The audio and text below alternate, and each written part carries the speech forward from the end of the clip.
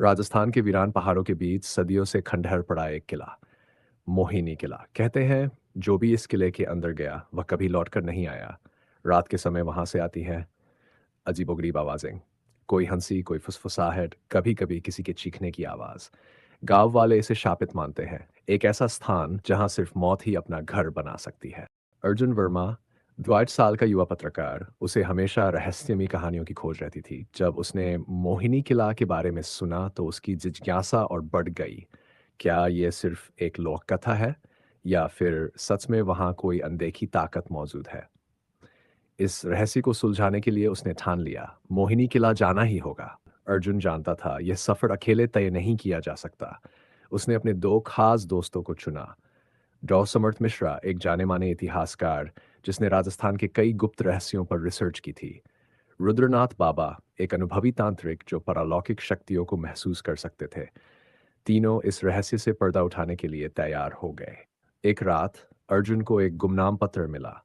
पत्र पुरानी, पीली पड़ चुकी कागज की चिट्ठी थी। सिर्फ एक ही पंक्ति लिखी थी, अगर सच्चाई जाननी है तो अमावस्या की रात मोहिनी किले आओ, लेकिन याद रखना वहां जाने के बाद लौटने का कोई रास्ता नहीं रहेगा।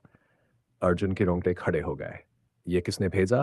क्या ये किसी का मजाक था या फिर कोई अदृश्य शक्ति उन्हें बुला रही थी? अमावस्या की रात, चारों तरफ घना अंधेरा। अर्जुन, समर्थ और रुद्रनाथ तीनों जीप में सवार होकर किले की ओर बढ़ रहे थे। रास्ता वीरान था, कोई इंसान तक नजर नहीं आ रहा था। अचानक गाड़ी का इंजन बंद हो गया। चारों ओर सन्नाटा पसर गया। कोई हल्की सी सिसकी सुनाई दी, जैसे कोई पास ही खड़ा हो।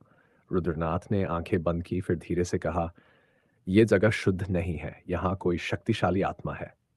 अर्जुन ने टॉर्च जलाकर आगे बढ़ने की कोशिश की, लेकिन तभी किले के विशाल दरवाजे पर उसे एक परछाई दिखाई दी।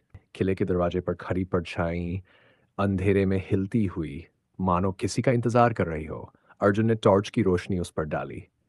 परछाई गायब हो गई। ये मेरी आंखों का धोखा था या सच में कुछ था? अर्जुन ने खुद से सवाल किया। रुद्रनाथ ने गहरी सांस ली, फिर बोले, हम अब वापस नहीं जा सकते, यह किला हमें अंदर बुला रहा है। तीनों ने किले का विशाल टूटा फूटा दरवाजा धकेला। खर्रर्रर्र, दरवाजा चरमराया और धीरे धीरे खुल गया। भीतर घना अंधेरा था। फर्श पर बिखरी धूल, टूटी हुई मूर्तियां और दीवारों पर उखेरी गई रहस्यमयी आकृतियां। समर्थ ने दीवार पर उंगलियां फेरते हुए कहा, यह जगह एक समय पर बहुत ही भव्य रही होगी, लेकिन अब यहाँ बस अतीत की कहानियां बची हैं। रुद्रनाथ ने कुछ महसूस किया। उन्होंने माटी उठाकर सूंघी और फिर फुसफुसाए, यहाँ सिर्फ कहानियां नहीं, कुछ और भी है। कोई है जो हमें देख रहा है। अजीब घटनाएं शुरू होती हैं। अचानक दूर से एक घुंघरू की आवाज आई, छनन छनन छनन। तीनों एक दूसरे को देखने लगे। किले के अंदर कौन हो सकता है? अर्जुन ने हिम्मत जुटाकर आवाज लगाई, कौन है वहां?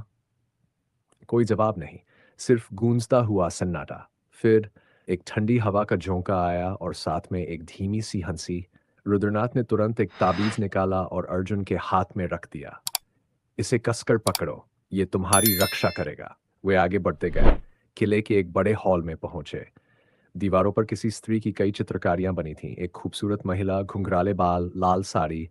समर्थ ने गौर से देखा और चौंकते हुए बोला, यह वही है, मोहिनी। यही इस किले की असली रहस्य है। अर्जुन ने उसकी आंखों में झांका। ऐसा लगा जैसे चित्र की आंखें उन्हें घूर रही हों। फिर चित्र पर एक दरार आई और लाल रंग की एक धार नीचे बहने लगी। खून की धार। अर्जुन के हाथ से टॉर्च गिरना चाहिए, समर्थ घबराकर बोला। लेकिन तभी दरवाजा अपने आप बंद हो गया। चारों ओर घुप अंधेरा छा गया और तभी, स्वागत है, तुम लोग बहुत देर से आ रहे थे। वह आवाज पूरे हॉल में गूंज रही थी। अर्जुन, समर्थ और रुद्रनाथ तीनों एक दूसरे की ओर देखने लगे। क्या करे? अब न बाहर जा सकते थे, न पीछे हट सकते थे। फिर वह चित्र जिसमें मोहिनी की तस्वीर बनी थी, अब उसकी आंखें चमकने लगीं। गहरी लाल आंखें, जैसे किसी ने उनमें आग भर दी हो। रुद्रनाथ ने मंत्र पढ़ना शुरू किया। क्रीन कालिकाए नमः। हवा और तेज हो गई। दीवारों पर पड़ी परछाइयां अब हिलने लगी, मानो वे जिंदा हो गई हों। अर्जुन ने दीवार पर हाथ फेरा, वहां अब भी खून की धार बह रही थी। यह जगह श्रापित है। लेकिन यह श्राप क्यों? मोहिनी की कथा। दीवार पर खुदी हुई पुरानी लिपि को समर्थ ने पढ़ना शुरू किया। राजा विक्रमादित्य का यह महल, मोहिनी, उनकी सबसे प्रिय रानी, लेकिन एक षड्यंत्र के कारण। फिर चित्र के ठीक नीचे लाल रंग में उकेरा था, मोहिनी मरी नहीं, वह आज भी यहीं है। अर्जुन की रीढ़ में सिहरन दौड़ गई। क्या मतलब? क्या ये आत्मा अभी यहां भटक रही है?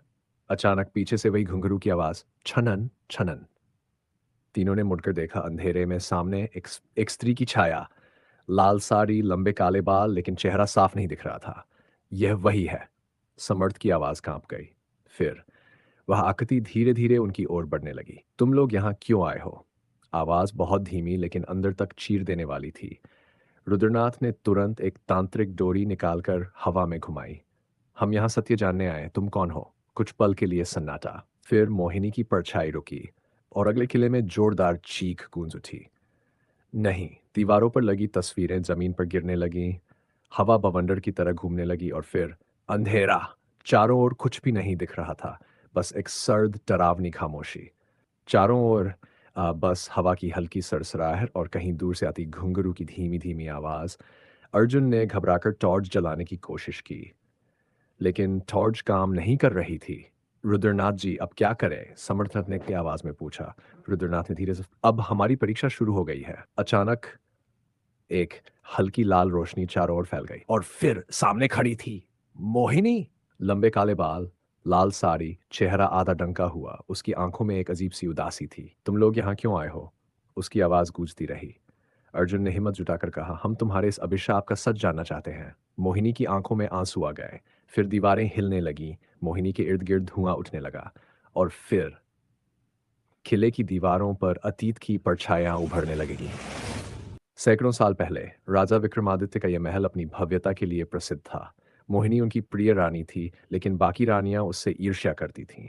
एक षड्यंत्र रचा गया, मोहिनी को जहर देकर मार दिया गया, लेकिन उसकी आत्मा कभी मुक्त नहीं हो सकी। राजमहल एक शापित किला बन गया। जो भी इस किले में आता वह या तो गायब हो जाता या फिर उसकी मौत हो जाती। मोहिनी की आंखों से खून की बूंदें टपक रही थीं। क्या तुम मेरी मदद कर सकते हो? उसने अर्जुन से पूछा। रुद्रनाथ आगे आए। हमें तुम्हें मुक्ति दिलाने का तरीका बताना होगा। मोहिनी ने धीरे से कहा, मुझे किसी ने कभी न्याय नहीं दिलाया। अगर तुम मेरे लिए ये कर सको तो मेरा श्राप खत्म हो सकता है। अर्जुन ने दृढ़ निश्चय किया, हम ये करेंगे। मुसीबत, लेकिन तभी पूरे किले में एक अलग तरह की हलचल हुई। मोहिनी चौंक गई। नहीं, वे आ रहे हैं। कौन? अर्जुन ने पूछा। लेकिन तब तक चारों ओर धुएं से बने अजीब साए उभरने लगे। उनकी आंखें जल रही थी, उनके चेहरे पर क्रोध था। कोई भी इस श्राप को खत्म नहीं कर सकता। एक जोरदार गर्जना हुई, खिला हिलने लगा।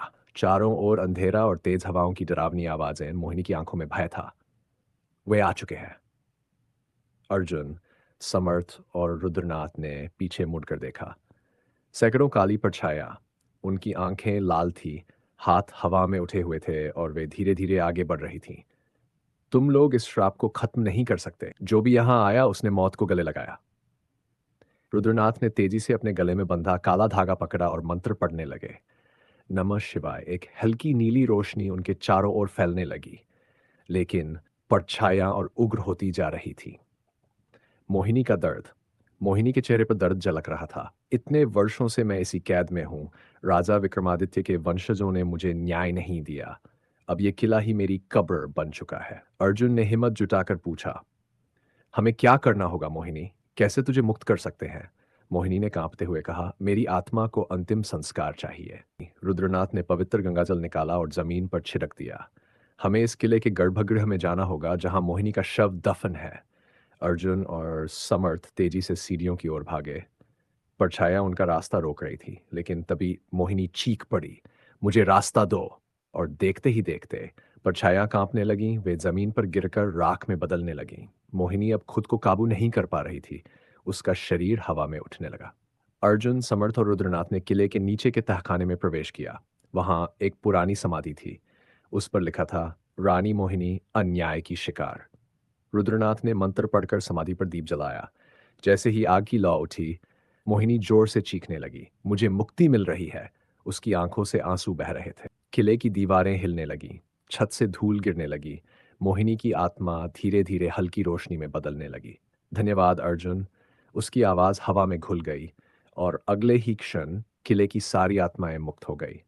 अर्जुन, समर्थ और रुद्रनाथ तेजी से बाहर भागे और जैसे ही वे बाहर निकले, किला खुद ही ढहने लगा। एक नई सुबह। अगली सुबह जहां कभी मोहिनी किला खड़ा था, वहां सिर्फ एक पुरानी समाधि रह गई थी। अर्जुन ने वहां एक फूल रखा और धीरे से कहा, अब कोई और इस श्राप का शिकार नहीं होगा। रुद्रनाथ मुस्कुराए। एक आंख को शांति मिली, लेकिन कई रहस्य अब भी इस दुनिया में छिपे हैं। कैसी लगी ये रहस्यमयी कहानी?